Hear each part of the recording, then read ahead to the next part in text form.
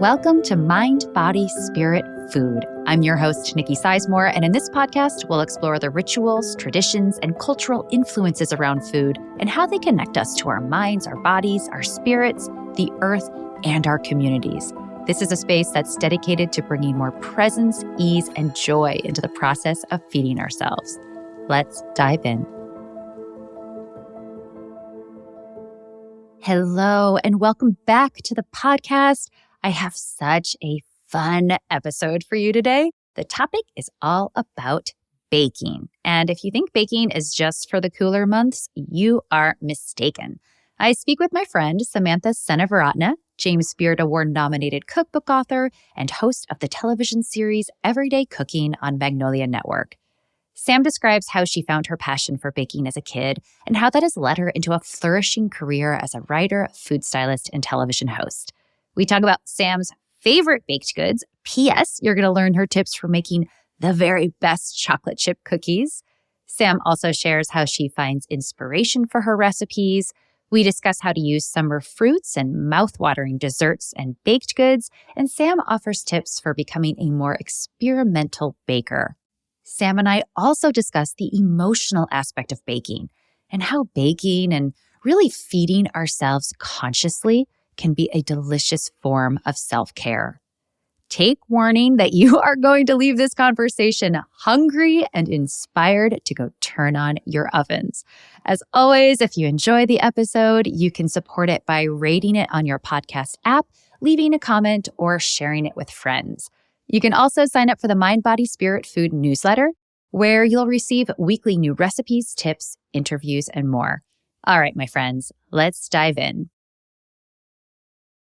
Hi, welcome. Hey, Nikki. So good to see you. Well, we can see each other, but everybody else is just hearing us. For those of you listening, Sam and I actually worked together as interns like 100 million years ago at Saveur magazine, and that's when we first met. That is true. That was my first job in food media. My first, as an unpaid intern. Yes. But Nikki and I used to shop together because of our wonderful boss knew how much we liked each other. So she used to let us go shopping together. Liz, isn't that so Lizzie. Sweet? So much fun. And that was the same for me. I was just out of culinary school and you were too, right? I think I was still in culinary school when I had that internship. Yeah. So I was doing that on my off school days and off work days. I was working then too. So yeah, it was crazy times. Nuts. But we did it. We did it. And it's so fun to see where you've gone and what you're up to. And so let's just dive right in. I'm going to start by asking you the first question I ask all of my guests. Okay. And that is, what is your cultural upbringing and how has that influenced your relationship to food? It's a big question. I know it can be a loaded question, so feel free just to go there. Okay. Well, so my cultural upbringing, my parents are from Sri Lanka. I was born here. My brother and I were both born in the U.S. I think as far as food goes, when we got here, my parents were really interested in us being as, kind of assimilating and being as American as possible. And, we were little kids in the suburbs of Connecticut. And so we wanted to eat all the things that were American and fun and available and convenient. I think, we really loved box brownies and cookies. And those are the sweets that I grew up with that made me love dessert. So that's where my culinary upbringing started. As older adults, my parents really like to cook now, I think. Yeah. But when it was a part of the daily slog of our lives, I don't think anyone was really that interested in food or cooking. We ate well. My mom was a good cook. She cooked for us every night. We ate really well, but nobody really cared about food for a long time. Does that make sense? Yeah. Yeah, it just wasn't important. I grew up with two working parents and it was the same. Food was always our celebration, but from a day-to-day basis, it was a ton of takeout. It was a ton of fast food, ton of processed food. And that was also the generation that you and I grew up in. Totally. So where did your love for food, where did that originate? Or when? Maybe the question is when.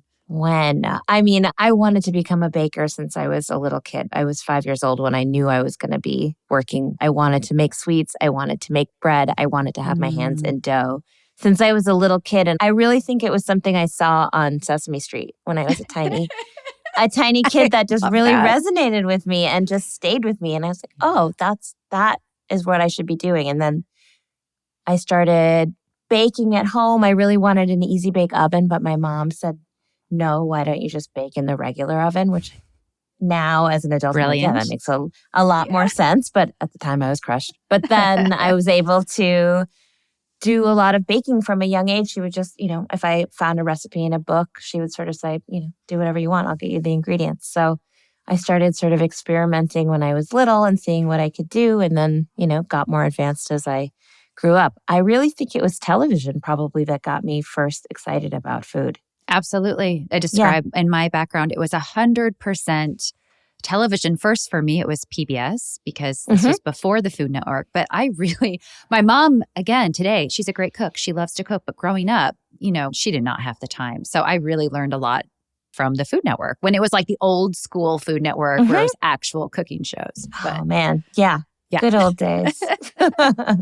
This is kind of a side note, but just curious, did Sri Lankan flavors play a part in your everyday cuisine, or was it pretty much like American style food?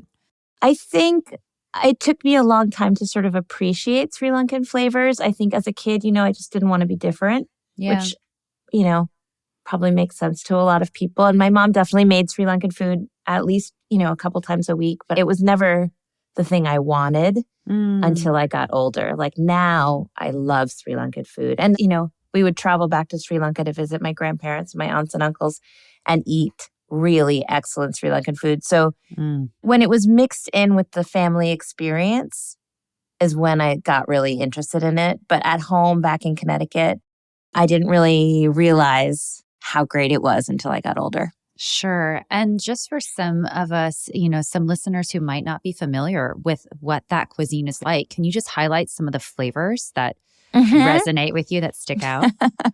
My favorite thing about Sri Lankan food is coconut milk, I think, or just coconut in general. It's like tons of coconut oil, tons of grated coconut milk. It's so delicious. It's so good. And then, beautiful spice mixes and herbs, and it's got a lot going on. I think I published a recipe for a chicken curry recently in the New York Times, and I think there are 17 ingredients, maybe 20. There's a huge list of ingredients because there's a lot going on. Like a curry powder has 7 different spices in it. So it's nuanced and there's so much depth. Yeah, so much depth. I mean, it's so good. I'm not a very accomplished cook of Sri Lankan food, but I aspire to be. I wish, though, the sad thing is that I wasn't as into food when we were going back when I was a kid, and I didn't really realize that I wouldn't have my grandparents forever. Sure. And so I didn't really do enough to really document or learn everything they had to teach me. But yeah. I think that goes for so many of us. I mean, my grandmother, my dad's mom, was a great cook, and she cooked all the holiday meals, and kids were not really allowed in the kitchen. Yeah. She would have been kind of annoyed if I had been like, hey, Grandma, how do you make your how do you do this? prime rib, or her twice baked potatoes were amazing. So I think a lot of people can resonate with that, But this episode today, we're going to focus on baking. Yay. But before we jump into that, can you just catch us up to speed as to what you do these days for a living? Oh my gosh, Nikki, so many things these days. Right now, I'm finishing up another cookbook. So my 4th cookbook, this one is called Bake Smart. It is available for pre-order if anybody's interested. But that one's coming out in the fall. Also, I just finished a season of a show on Magnolia Network called Everyday Cooking, which is basically, dinner solutions, very family-friendly food, all food, not just baking. I also work as a food stylist here in New York City for a million different places, whoever will hire me. And what else do I do, Nikki? I develop recipes for magazines and newspapers and things like that. I mean, I think you're similar, right? Like we're so lucky in this industry because there's a million different ways that we can apply our skills. So it never, ever gets boring. It's very true. It's very true. Well, I can't wait to dive into the topic of baking with you because unlike you, I always, from a very young age, knew I wanted to be in the kitchen and knew I wanted to cook, but I didn't know I wanted to be a cook. I just made cooking shows and experimented. I never thought of myself as a baker. And in fact, I would say it wasn't until I'm connecting these dots right now. It probably wasn't until I had to cut gluten out of my diet after my oldest was born about 11 years ago that I really started to embrace baking. And now I love baking, and my listeners and my readers know that my style of baking is very rustic. It's very wholesome, but it's also very emotional for me. Mm-hmm. Let's talk about the emotions behind baking. Does any of this resonate? Like for me, it's like I need comfort. I turn on the oven and I start that kind of methodical act of baking. Do you find any of that, or what is it for you? I think it's different for every person.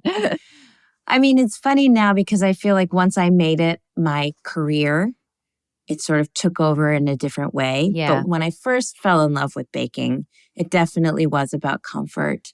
There's something so satisfying about watching these simple ingredients turn into something magical. I mean, you could say that for cooking too, but I think it's even more so with baking because you start with things just, like flour and butter and sugar, but then it turns into this most wonderful, surprising, delicious experience. So for me, baking, I mean, I love a project when I need a distraction. I mean, baking is kind of like yoga to me because, it sort of takes your mind off other things. You can sort of be really present, really focused, and sort of try to enjoy the process as much as the final product. So there's two parts to it, right? The process and then the final product.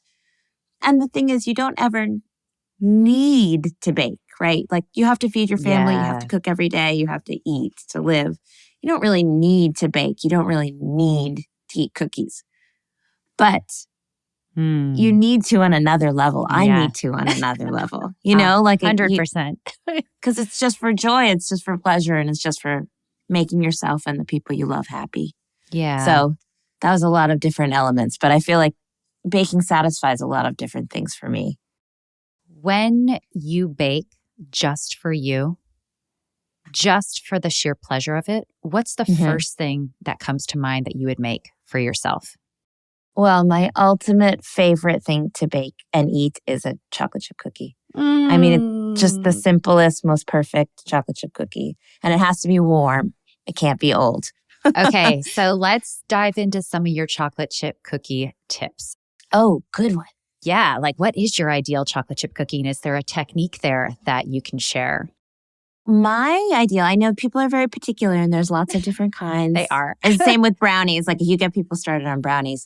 But I like a chocolate chip cookie that is crunchy on the outside, crunchy along the edges, but then sort of soft in the center.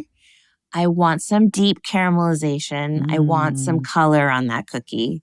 I don't want it to be pale. I like bittersweet chocolate. So I like it to be a little bit dark. And I don't like chips. I'm really anti-chocolate chip.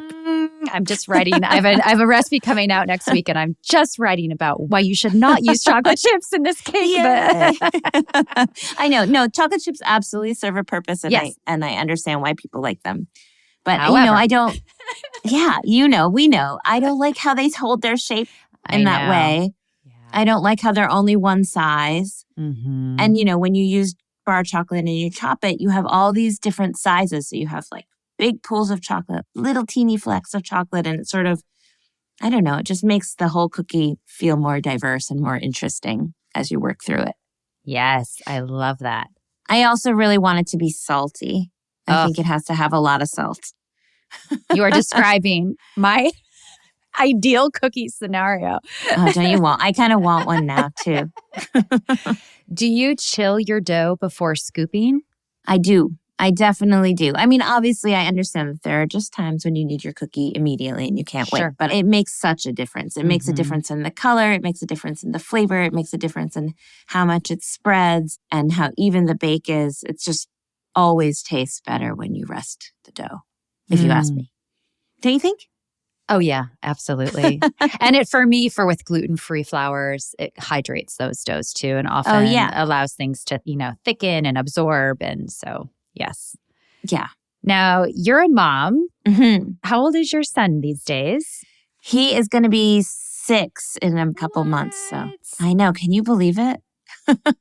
What do you love baking for Arthur?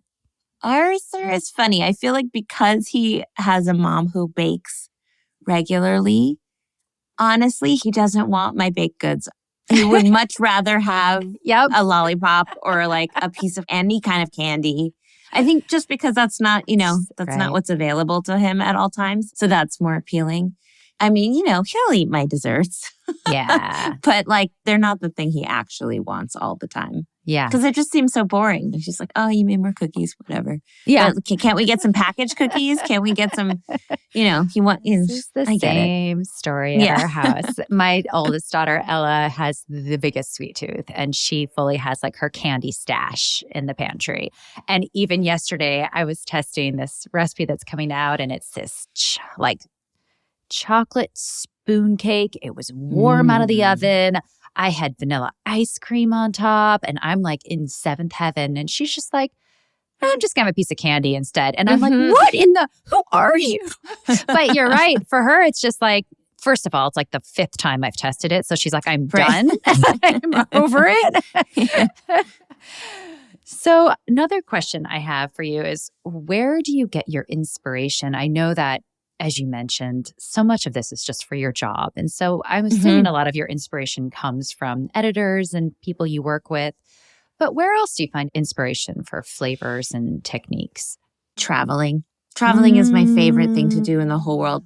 Thankfully, we're in New York City, so there's a lot of inspiration to be had here. But I find that traveling just really helps me grow and helps me, just new smells, new flavors. Even just the experience of being in a new place and eating a thing always gives me new ideas. So as much as possible, it's hard with a little one and work and all things, but as much as I can, getting out of my normal life and just seeing other people eat or cook or shop or whatever, just walking along new streets gives me new ideas. That's the best way for me. Has there been a recent travel experience that has had an impact on you? Last summer, a friend of mine and I rented a house in France for a month, which was just the most luxurious thing in the whole world. Dream. Yeah, it was on this little island. And I brought my son, Arthur, and she brought her daughter. And we basically just, would do what they do. We'd bike to the market every morning to figure out what we were going to cook for the day. And I mean, just the fruits that we encountered, it was the best fruit I've eaten in maybe my life, I really think. And so that really just exploded. The flavors of all those fruits really just like kicked something up in my brain, I think, because it's just been so long too. I feel like on the Northeast, we really have to suffer through some long winters that don't have, the fruits aren't the best throughout the winter, but there were these little green plums in France that just tasted like sunshine and sweetness. And I just want to bake with them for the rest of my life, but I can't find them anywhere here. So, but I'll get ideas from that and move forward that way. Yeah, that's so funny because my family and I spent 10 days in the south of France last summer as well. Magic. And it really, really was. And honestly, even just exposing my kids, we would walk to the market every day and we always had breakfast and lunch at our little Airbnb. And just the exposure to that sensory exposure, which is interesting because, I live in the Hudson Valley. We have great farmers markets, but there's something different, and particularly the climate down there. And you're right, just the fruit was like just so sweet and so juicy and so much more direct. I felt like the flavors were so much more direct and intense than they are here. So much more intense. So much more intense. I mean, maybe we wouldn't appreciate it so much if we had it all the time, but that was magic. Hi there. I just wanted to pop in really quickly and let you know that an easy way that you can support this work is to sign up for the Mind, Body, Spirit Food newsletter.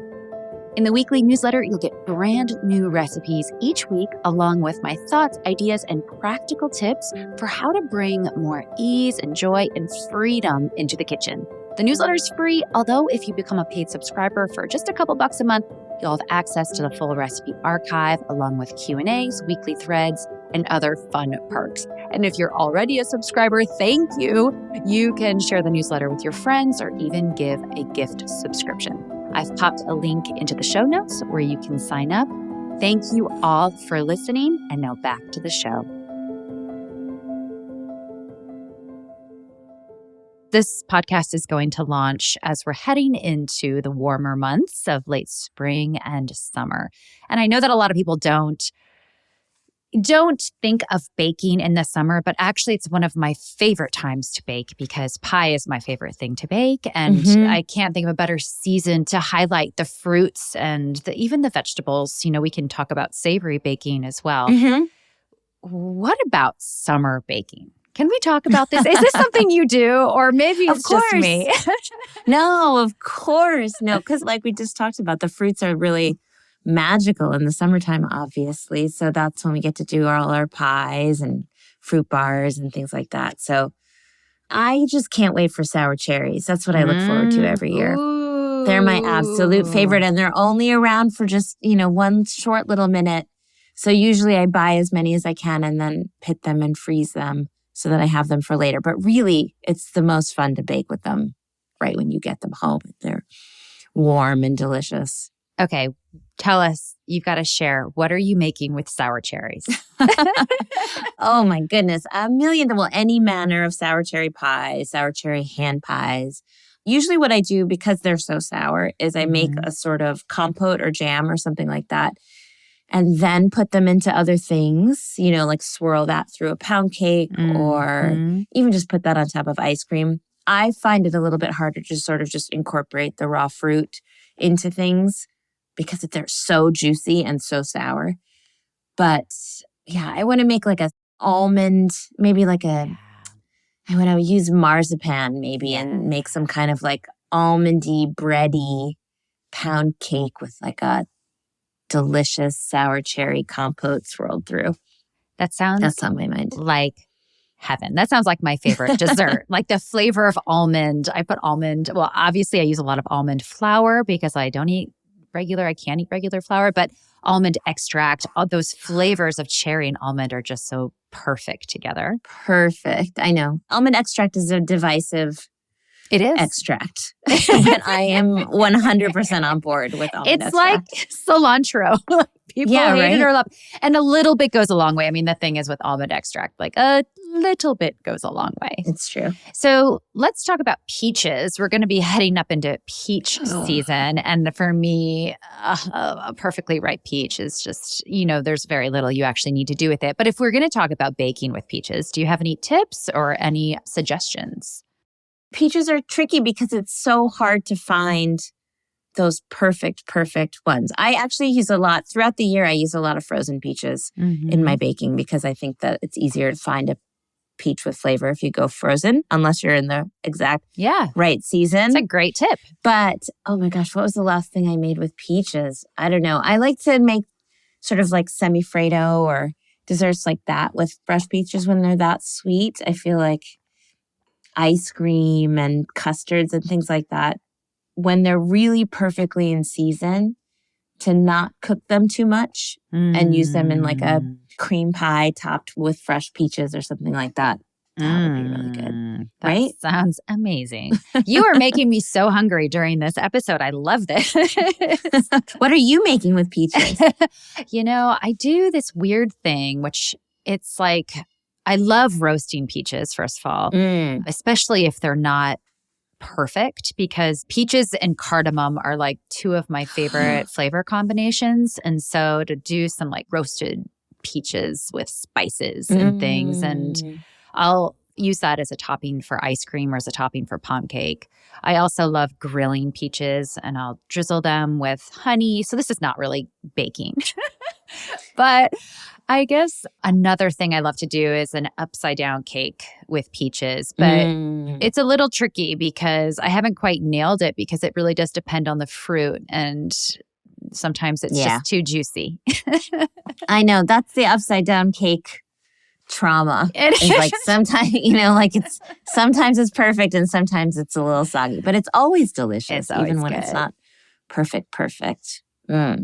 Lately, I've been really into making, what's that dish? Oh, Eaten Mess. You know that, where you crumble up meringue and whipped cream. So you could do that with peaches. You make a roasted peach compote and then swirl that with whipped cream and broken up pieces of meringue. I love that dessert. It's so simple. Amazing. But it's so delicious and there's so many contrasting textures that are really good. Yeah. Cool and crunchy and fruity. It's so good. Yeah, it's interesting because as a cook, while I do love to bake, I still kind of think of myself as more of a cook. But for me, it's all about building texture and building flavor. And I think that we forget that when we're having dessert or having baked goods, that those principles still apply.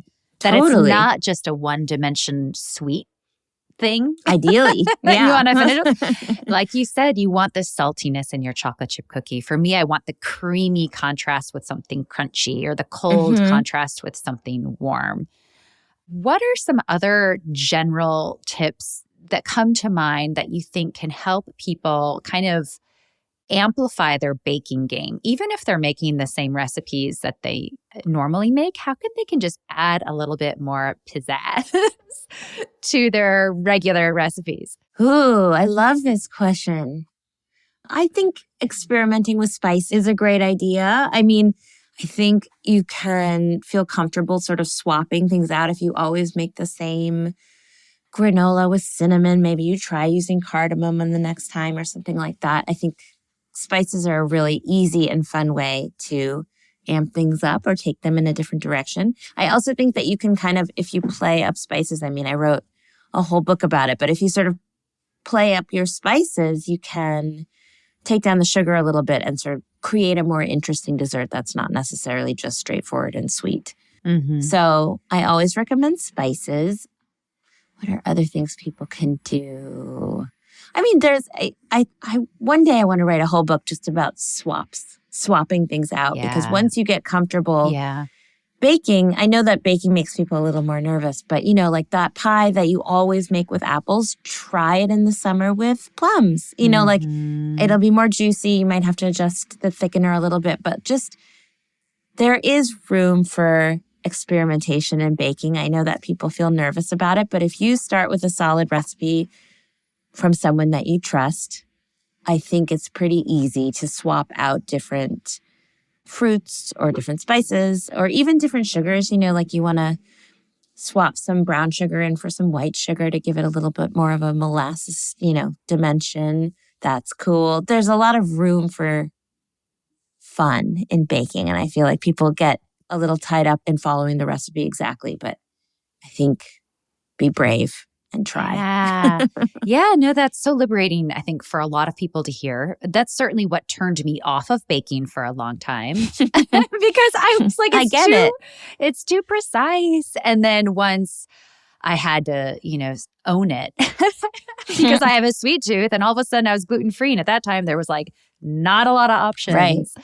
But you do start to realize like experimentation, there is absolutely room for experimentation. And yeah, of course, like with anything else, it's not always going to be perfect. But this is where I talk about this all the time. Like, let's just get rid of this idea of perfection. And perfectionism in baking, you see, oh man, social media, you make the perfect cake, the most flawless icing. And I just want to be like, that's not the point. It's not the point. And it sort of robs you of the pleasure of baking in the first place, I think, if you get tied up in that, if you get too concerned with that. Absolutely. There's a whole world of fun experimentation. And the thing is, I mean, what I think is that when you experiment with cooking, it can go wrong and then you've kind of ruined dinner. But when you experiment with baking, it's usually still sweet. And it's usually you can throw some ice cream on anything and make it delicious. I think it's kind of almost, that's not true. It's not impossible, but it's hard to really make an inedible dessert. Do you think that's true? I think that's true. I remember a girlfriend of mine in college made chocolate chip cookies, and we still give her a hard time about it, but she made these and they all sort of like morphed into this one big sort of greasy pile on the sheet pan. And I remember we were all kind of like, whatever, like let's just get spoons and eat it anyway. It still tastes good. I mean, for you and I, we make stuff that doesn't work all the time. I mean, all the time. When you're testing baked goods, it's never, I mean, it's like a unicorn every once in a while where the first test, it's like, this is amazing. But most often, the first test, you're like, oh, okay, this is really dense. Listen, we always eat it because like you eat said, it anyway. It's sweet. It's sweet. It's got the flavor. Yeah. It's kind of the great thing about dessert.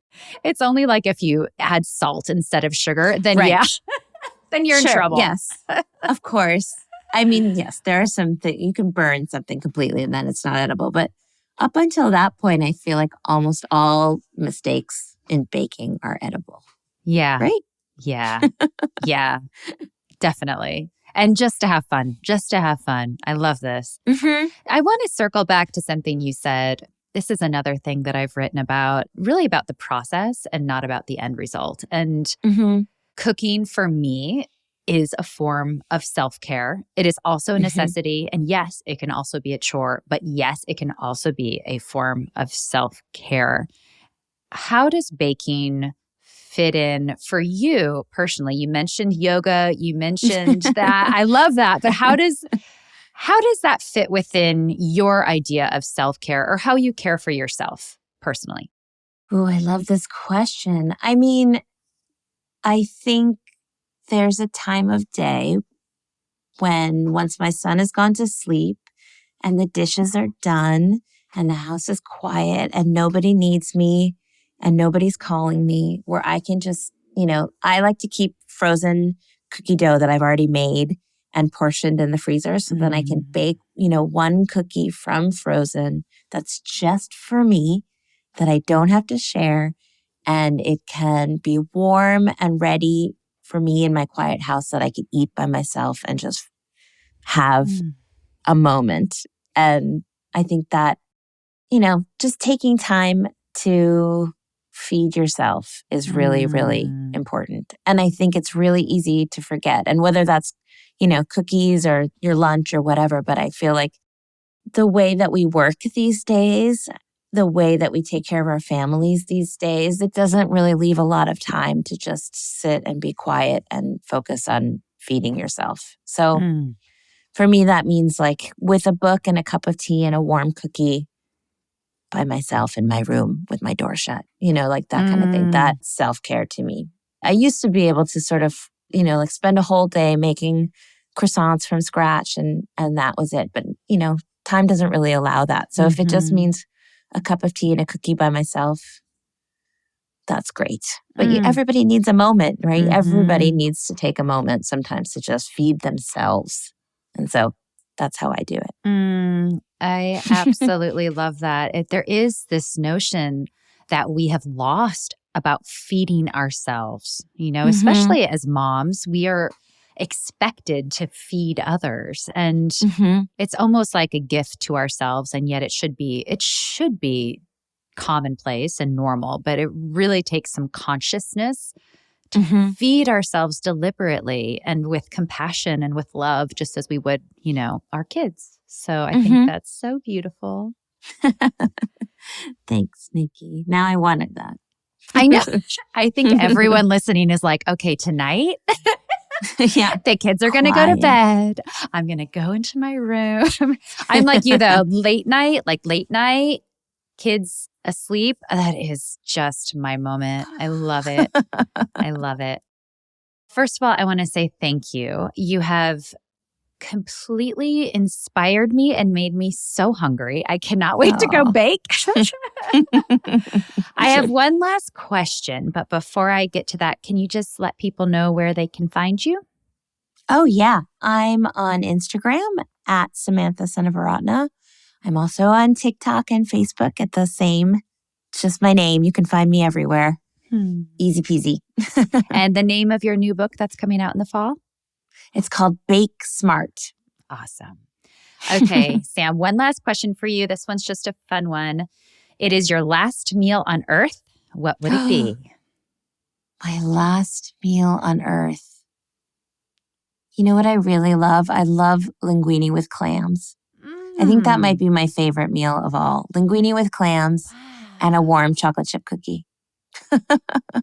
I love it. I love asking this question because every guest has said something that I'm like, I haven't had that in so long.